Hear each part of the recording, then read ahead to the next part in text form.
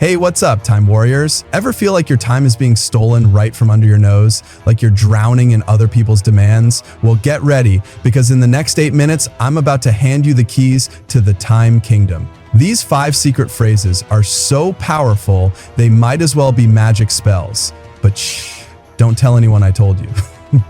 Because before we dive in, let me paint a picture. Imagine a world where your boss doesn't dump last-minute projects on you, where your friends don't expect you to drop everything for them, where you're not the go-to person for every little crisis. Sounds like a fantasy, right? Well, buckle up, because that world is about to become your reality. Here's the deal. Most of us were never taught how to protect our time. We're conditioned to be nice, to always say yes, to put others first. But let me tell you a secret. Being nice is costing you your dreams, your sanity, and yes, your precious time. But don't worry, I've got your back. Now, I could just give you these 5 phrases right away, but where's the fun in that? Instead, I'm going to walk you through each one, show you exactly how and when to use them, and reveal the mind-blowing psychology behind why they work. By the end of this video, you'll be a time-protecting ninja. Ready? Let's go. Let's kick things off with our first powerful phrase, I don't do that. It's short, it's simple, and it's incredibly effective. This isn't just saying no to a specific request, it's setting a clear boundary for all future requests of that type. For example, I don't work on weekends, or I don't check emails after 7 p.m. Use this phrase when a client kept calling me on Sundays. I simply said, I don't work on weekends. And you know what? They respected it. Why does this work so well?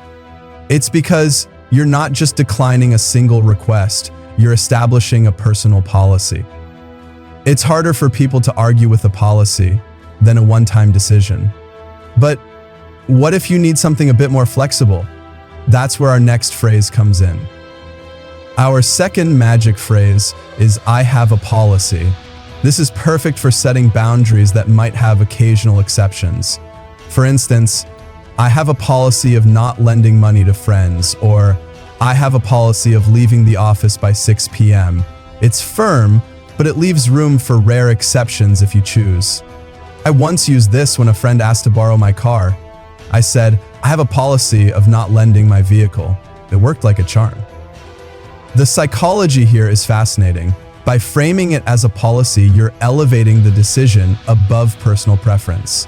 It feels more official, making it harder to challenge. But what if you need something even more powerful? That's where our next phrase comes into play. The third phrase in our arsenal is I've committed to. This is your go-to when you need to protect your time for important personal or professional goals. It could be I've committed to spending evenings with my family, or I've committed to finishing my degree this year. This saved me when I was trying to write my book. I told everyone, I've committed to writing every evening from 7 to 9 p.m. Suddenly, my writing time became sacred. Why? Because people respect commitments. It's like you've made a promise, and breaking it would be letting someone down, in this case yourself. Now that we've covered these 3 powerful phrases, you might be wondering how to handle more specific situations. What if someone's asking you to do something you're just not interested in? Or what if you're caught off guard and need time to think? Don't worry, I've got you covered with our final 2 phrases. Let's dive in. Our 4th magic phrase is perfect for those tricky situations. I'm flattered, but. This is your go-to when you need to decline politely. For example, I'm flattered you thought of me for the committee, but I'm focusing on other priorities right now. It's a gentle way to say no while still acknowledging the other person's request.